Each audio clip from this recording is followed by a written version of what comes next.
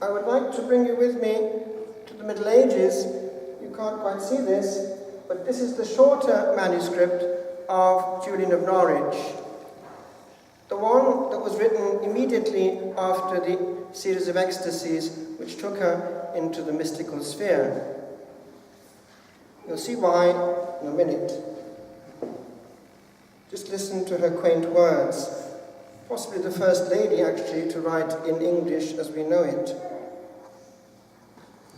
In this, he showed me a little thing, the quantity of a hazelnut, lying in the palm of my hand. And to my understanding, it was round as any ball. I looked thereupon and thought, what may this be?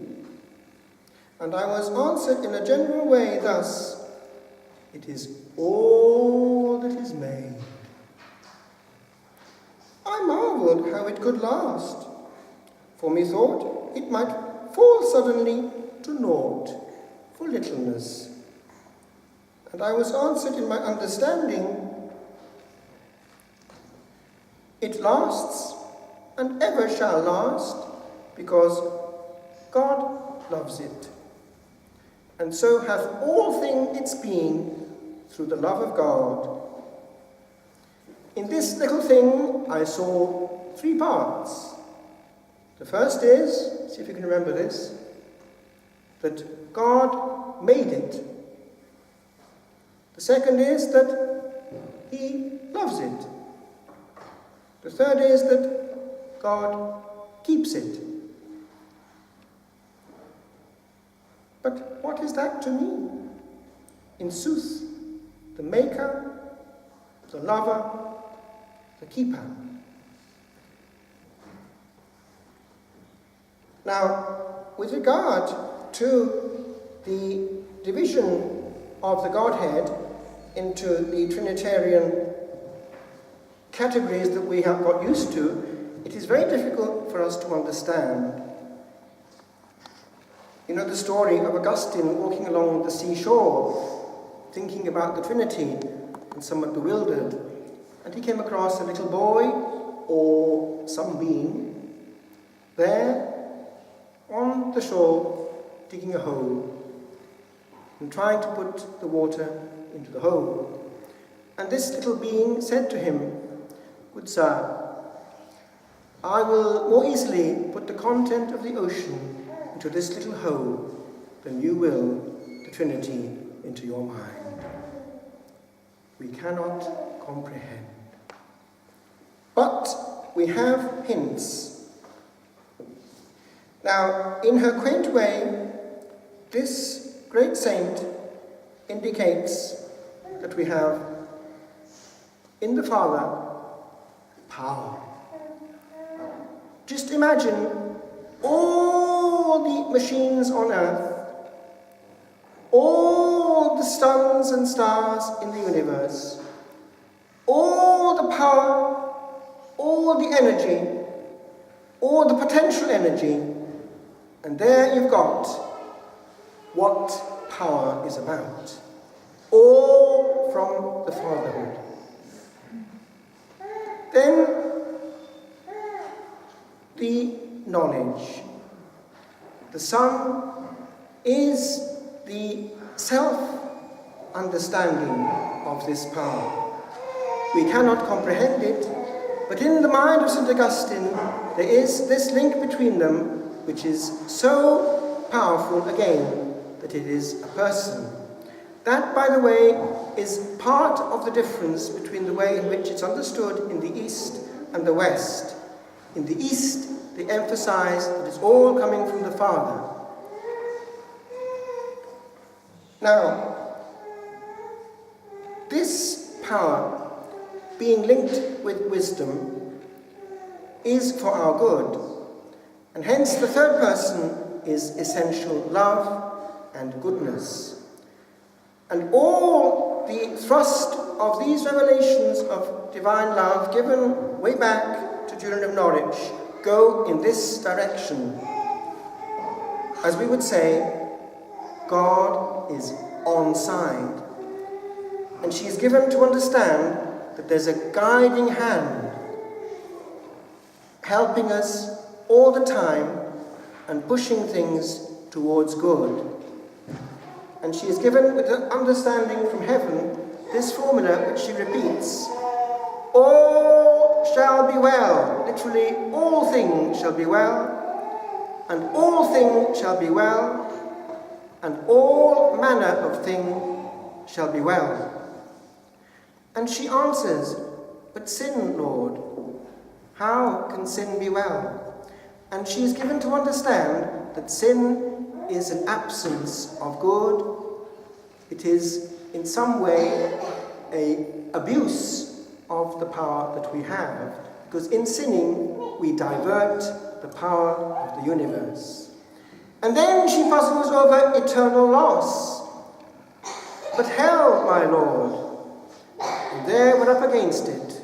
The Lord doesn't explain, but just says to believe that all shall be well.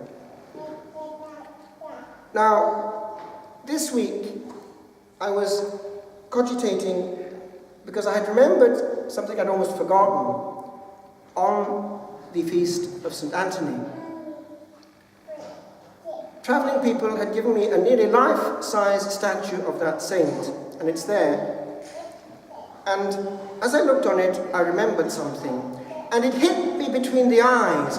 If that's not an example of the combination of power and wisdom, all in view of love, what is? Do you know that sometimes apparent disasters are awful? But providence is that. It pulls out of disasters what is for our good. When in school, at the age of 14, I was assailed by terrible doubts, so badly that actually I had to stay away from school for a while. But does God exist? Is there any way of knowing? A nudge came to look into the field of history, especially the history of holy people. There may be hints there.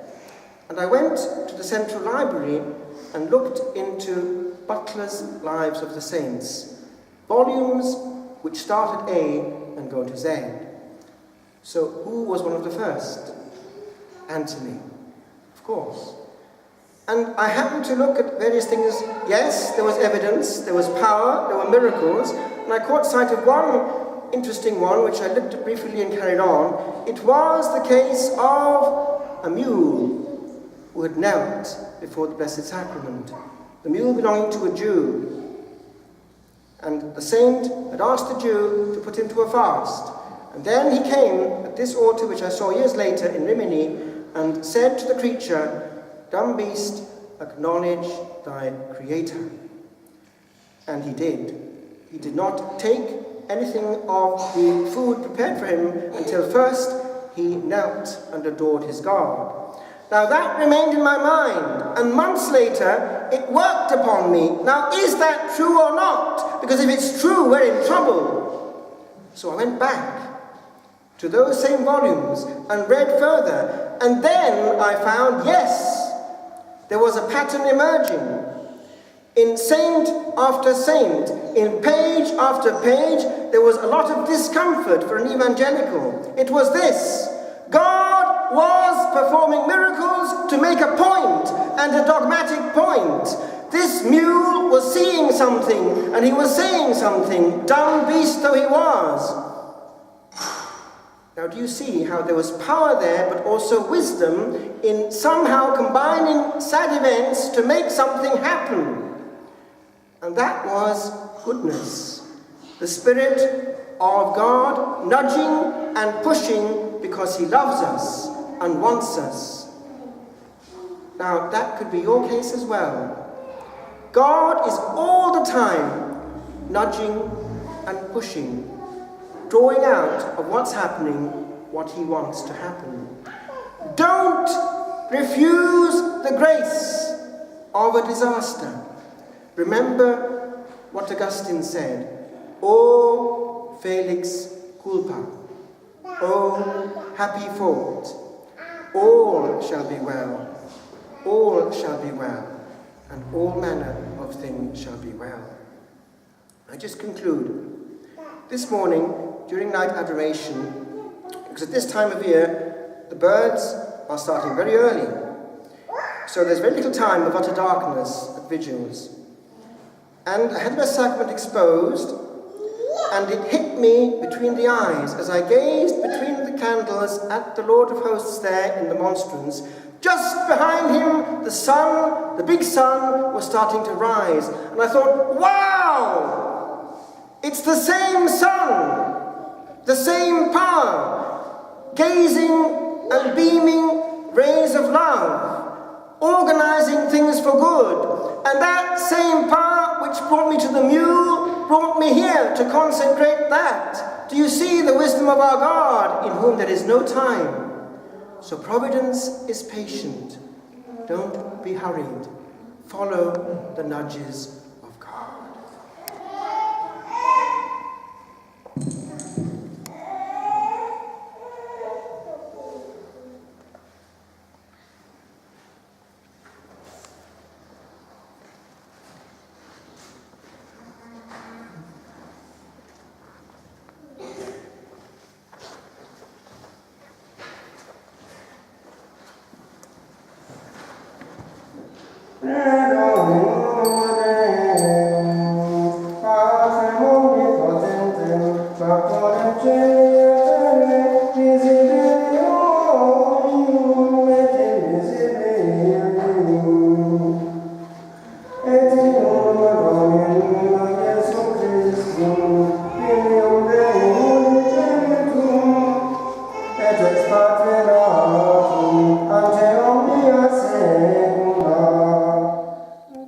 Julian. Lines written to Julian of Norwich.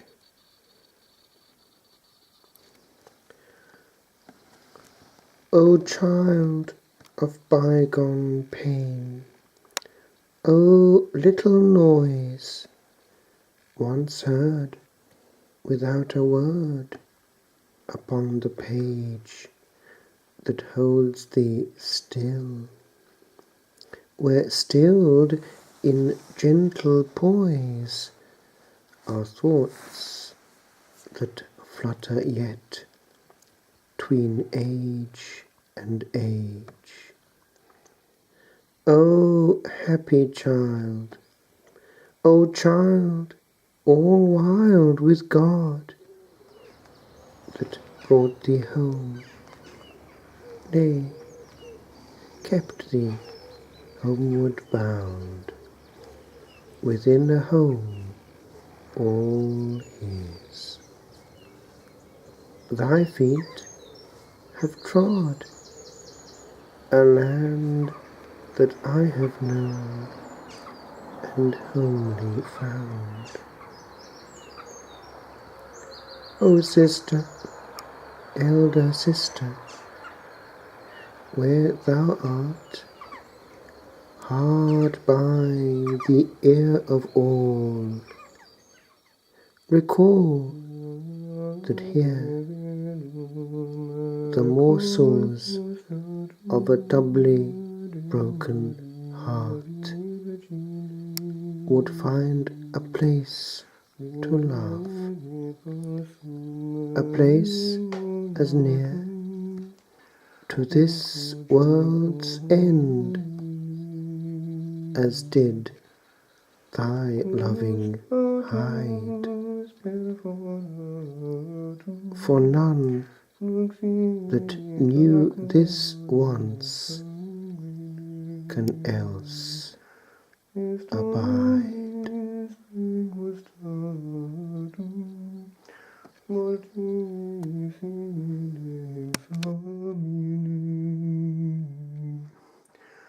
O Jesu, dulcis, O Jesu, pie, O Jesu, Fili Maria.